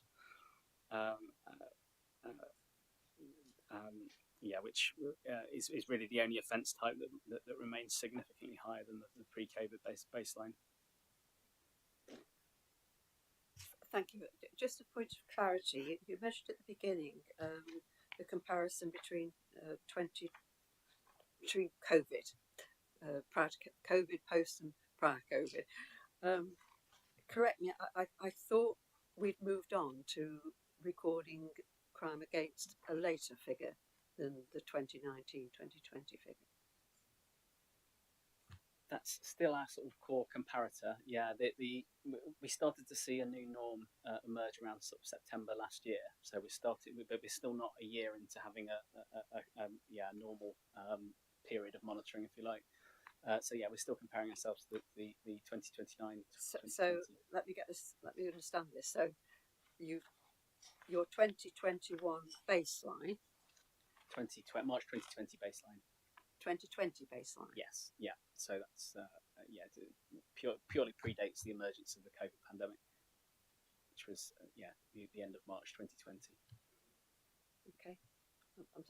Perhaps it's just me. I thought the previous chief constable said the date was moving to 2021. I may have misunderstood. That's why I was just checking. So can we be clear then? When you get to what date are you taking the year from? You said 2021. What month are you starting the year? April. So April 2021 is the baseline that we're going to use for the future.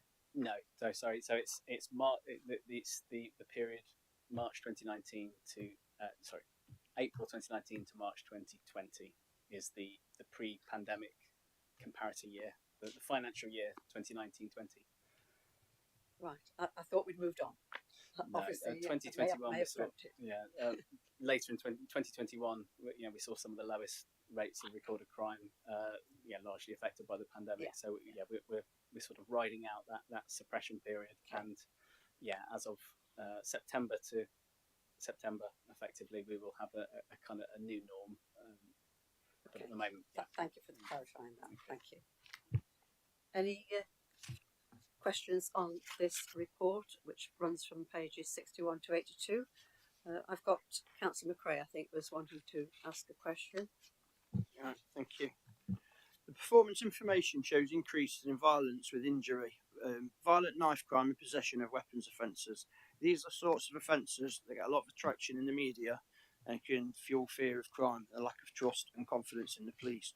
What strategies are you employing to combat these headline-grabbing issues and to provide assurance to communities in Nottingham? And I also think it's a shame that the Nottingham Post always like to run and do these negative stories as much as they can. They ought to go around and look at the good stuff that the youngsters are doing in Nottinghamshire and do a few more stories on that as well.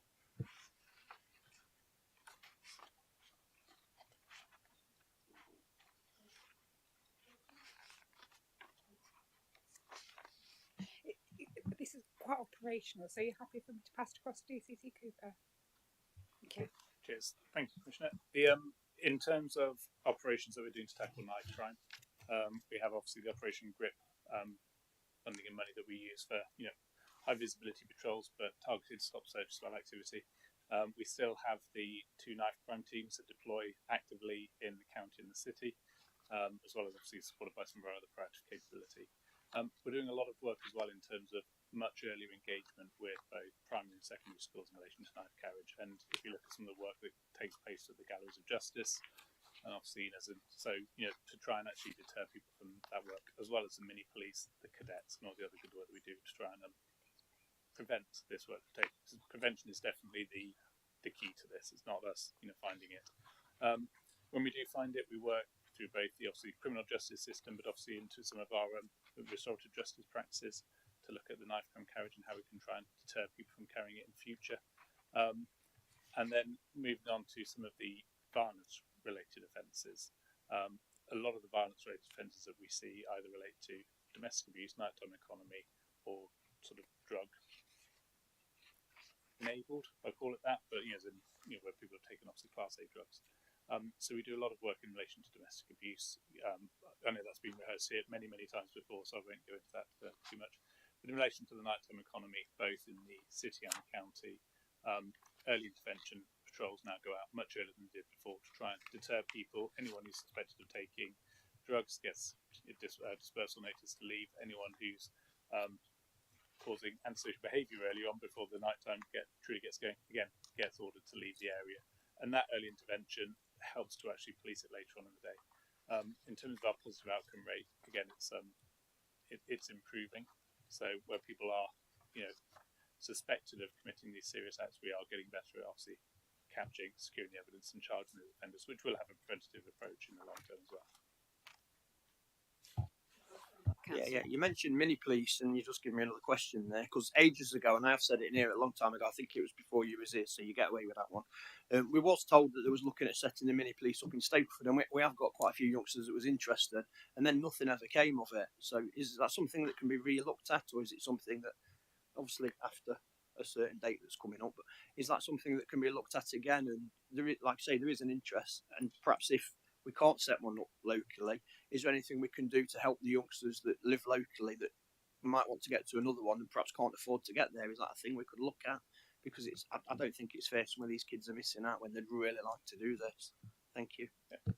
I could ask. Well, I say I don't know off the top of my head, but I know the people who will know, so I'll ask. Thank you, Councillor Khan. Thank you. Thank you, Chair. I've got two questions. So you've got feeling of safety. Do we know what the breakdown is by gender? Because if you ask the question to a man about how safe do you feel, he could say, yeah, I feel safe. So do we have a breakdown by gender? We do, and it's substantial. Sorry, I just jumped in there. Is that right?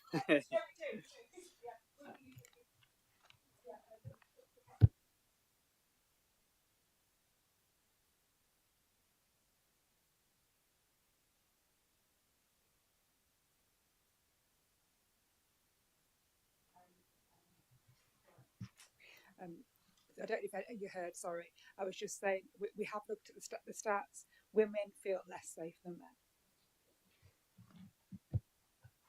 Okay, so do you have a breakdown generally how many men and how many women? Like percentage wise? Off the top of my head, I think there was around a 10 percentage point gap between male and female feeling safety. It's really stark. I can pull out I can share the figures of the outside meeting if that's helpful. But the other thing that we observed was, might not be surprising, but sort of post the Sarah Everard Wayne Cousins case, there was also a marked deterioration in feelings of safety among women, whereas the male feelings of safety remained stable. So there's been a widening gap as well over the last year. So okay.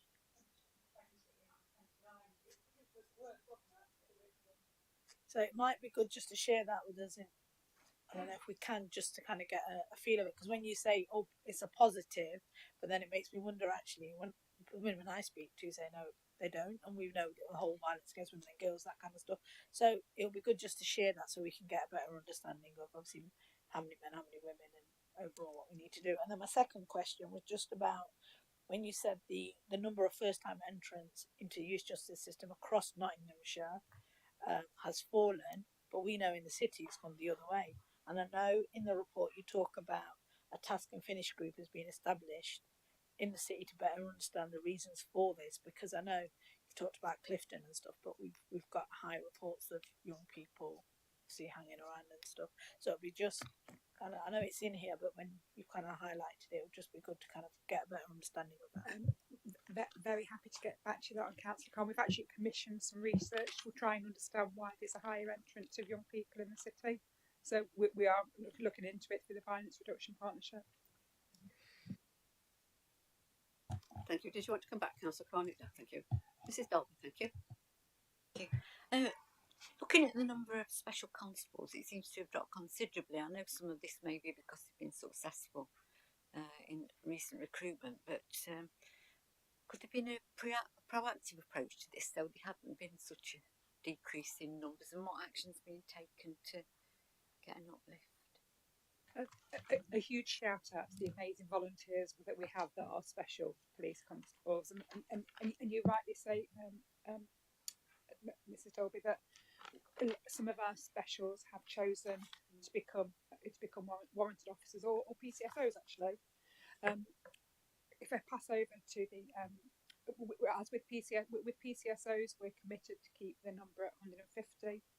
With our police officers, we've got more police officers, and we're committed to keep that figure at the highest that we've had in the last 10 years. But with specials, if I just pass over to the Deputy Chief Constable, thank you. Thank you. The main issue is exactly as I've identified. Operation Uplift decimated our specials, but for a very good reason and a good outcome. In terms of backfilling, we do have a recruitment plan in place, and what you'll tend to see with the special constabulary numbers is that they'll go up a bit, and then when it comes to graduation, because a lot of our specials work within the university, it then drops down as they become regular officers, so we're almost setting ourselves up to fail. But they'll then come back up when it gets to about sort of the usually sort of October, December time as the recruitment and training starts to bed in. We are looking at how we can increase the number of specials back to where they were. It does take time because not only is it the recruitment, the selection, the vetting, which Uplift has had to take priority over, it's simply the capacity to get the trainers who are our regular trainers freed from their extremely busy time at the moment during Uplift, but that is going to, won't say come to an end in terms of the numbers, but the sheer volume that we're getting through, when it starts to slacken off back to normality or the new normality, that's when we can start to bring in the specials in sort of the numbers that we're planning for. But no, we're very alive to it. They do a fantastic job. But one other issue that we are probably better at than we have been before is making sure that the specials that we have are delivering the hours that they've promised. So whereas before we'd have people who would join and then almost we'd have them on our numbers, but they wouldn't set foot on the streets for a number of months. We're now very good at refreshing that and saying, actually, we could take your equipment, your skills, and put it back into somewhere else. Thank you. Do you want to come back? No, More? thank you. Thank you. If there are no other questions, oh, thank you.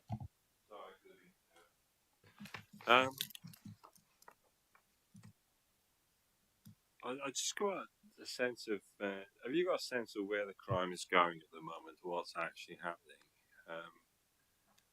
Is there a sense in which more of it is shoplifting? That there's less capacity in the organisations who are suffering in this crime to actually offer the kind of resource they used to offer that would deter such crime? Is there anything you can be doing to work with businesses to encourage them to do more? Thank you, Councillor Edwards. We are actually working with businesses to do more. One of the things that we do is work with the BID who do the shop watch, and that's really effective. We've used some of the Safer Streets money, such as in the Netherfield retail park, and we've got wardens down there that are helping, and we've paid for some extra radios, etc. But one of the things that makes the most difference is when you get the prolific shoplifters to stop doing it, and that's we're doing something called like operation. We have an operation called Operation Seal, which is sometimes, quite often, people who are shoplifting are doing it to feed a drug habit. If you can get those prolific shoplifters in a program to get them off drugs, they'll stop shoplifting to feed the habit. So there's lots of things that we're doing, but it's a work in progress, and we need to do more. It just sounds to me like there's some of the shops need to be doing more in terms of providing more security, which must be a difficult time when it's so difficult for business all around. I know we are paying for 9 extra security cameras in the Meadows alone. Again, any sense in which the police are not sufficiently hooked up to the services that monitor all the cameras to maximise the effectiveness of those cameras in determining crime? If I could give a couple of examples, I'm sorry, I'm going to pick on Clifton again, where there had been an issue in a particular shop with shoplifting, and the CCTV in the shop wasn't being monitored by the police. But as soon as when there was fantastic people who were working in the shop, and they identified somebody who thought was going to shoplift, they watched them. They did pick something up. It was all videoed, and that was used as evidence, and they got the evidence straight away. So I don't think we expect the police to monitor the CCTV cameras that are in the shops. I think that is something that the shops have a responsibility to do. But if they can provide evidence to the police, I think that we should be following that up as well. The police should. Yeah. Again, I was actually referring to the cameras that are overseeing the streets and that are monitored at Woodlands. I just wonder if the police need to reflect on how effective their relationship is there. In the meantime, I know we've both striven for the relocation of the police station from Riverside to somewhere more proximate to where people live, and in the as it happens, the fire station at London Road has got a top floor that is now being made ready for the police station, except I'm not entirely sure that it is. I just wondered if you have any sense of what might be delaying something that we thought might actually start in May, but now there's whispers that it's at least 4 or 5 months late. I just wondered if you had any sense of who was frustrating that.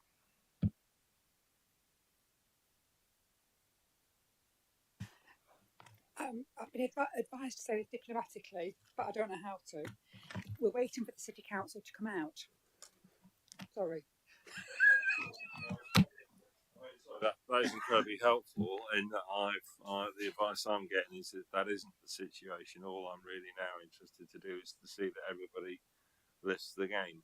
But I heard it was a different story. I'm really keen to move. I hear it's a dispute over the use of the meeting room on the top floor. That is not a city council request, as I understand. I'm really keen to move it forward quickly. So should we have a conversation offline? See if we can do a pincer movement to make it happen. Councillor Introna, thank you. Thank you, Madam Chairman. I've just got a question about page 10, and it really is just to possibly just clarify or help my understanding of the numbers. On the second row down, where we talk about all serious sexual offences, including rape, we've got a number of 3,602. The rape and serious sexual offences numbers for adults and children, the sum of those is not the same as the 3602, and it's about an eighth of the difference. It's 466 different, and that's fairly common through the previous reports, and I just wondered, is there a sort of category that we're not clear on? Thank you. Thank you, Councillor Introna. I'm just going to hand this one over to Dan because he's better on the figures than I am. Thank you.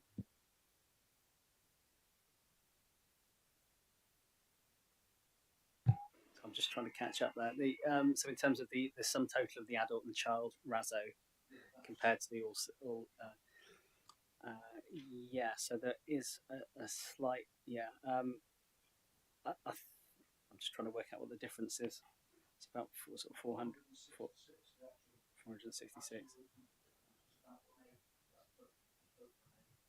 Okay, I think we'll have to take that away and profile it. I'm afraid, it could be sort of down to sort of gaps in the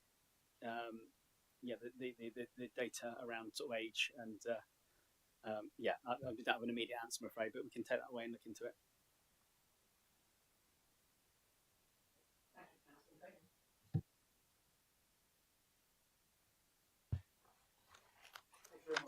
Thank you. So that's going to be, we'll strike a light through this one and assume we'll receive a subsequent one.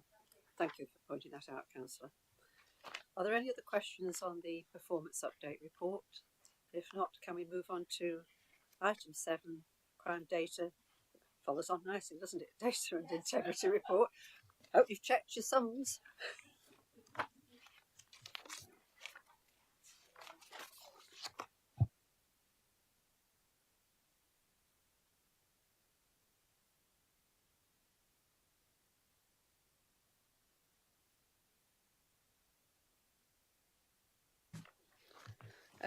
Thank you, Chair. So we know from previous panels that the panel members have been particularly interested in the crime data integrity and the findings that arose from the most recent Peel inspection. I think the assurance that the Commissioner can give to the panel is that she regularly scrutinises the force on this and indeed it is furnished with regular reports from the force about where they're at with this. So I think in terms of the work that's ongoing, there's a whole kind of division of people, as I understand it, who within force checking over niche records, for instance, so the crime data recording database, and double checking those in terms of ensuring that all the appropriate crimes have been recorded. What we were assured about as well was the fact that no victims had been missed within crime recording previously, but secondary offences was the key issue there. So we feel that we are in a better place in terms of recording of those things. We know that this was one of the areas graded as requires improvement in the recent Peel report, and that the overall grading there was adequate as well. So I think the report details there that the different recommendations that came out of the HMIC report, and these all form part of the regular reports that the Commissioner receives. Okay, so I think just to conclude that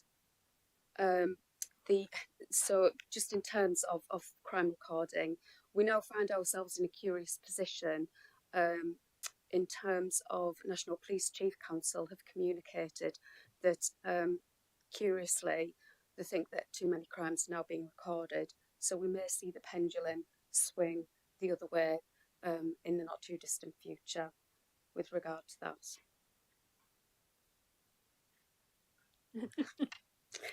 I think we're happy to bring back further reports in the future, if that's okay. Sorry, Caroline, I didn't know what to say.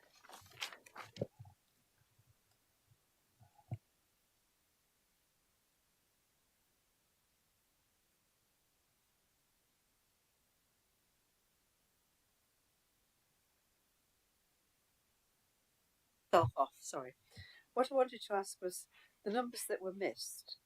What would have been the impact had they been included? I accept that they're low level, but the recording of data has a number of facilities that as a consequence, and I just wondered what would have been the impact for the force had those been included.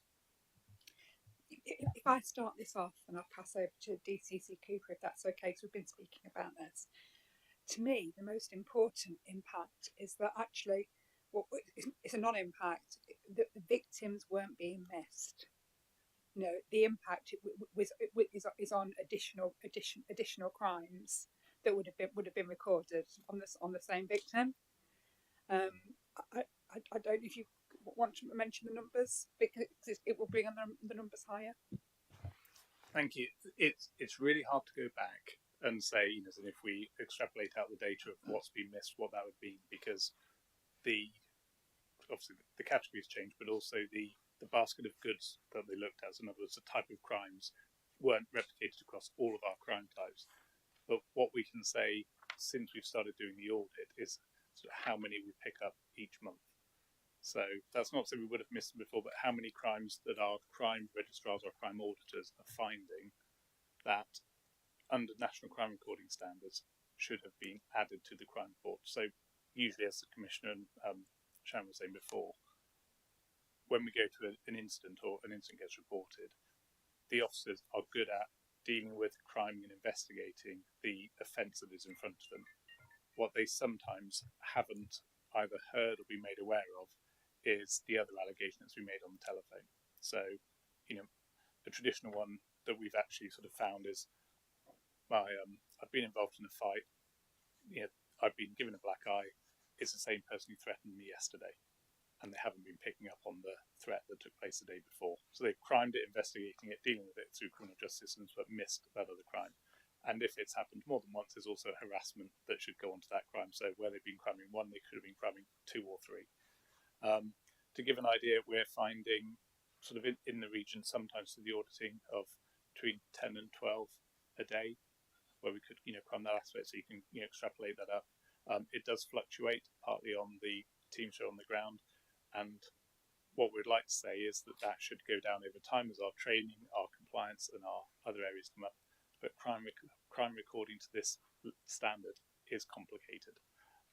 It is not straightforward as we would, certainly when I was a cop, I know I still am, but a proper one. But when I was actually out there dealing with the public, it was quite straightforward. It's not that now. Hence, we put in a team of people to actually support our colleagues rather than training them for a year in this. We can train a few people really highly to make sure they don't miss these odd numbers. So, but I'll stress what the Commissioner said. We are not missing victims. We are not delivering a service. We are making sure that the correct levels of crimes are recorded. And when we then present to the CPS, it is often the primary case that is charged and put before the court, not some of the other cases which we are still dealing with and investigating, but they tend to be added onto the file later.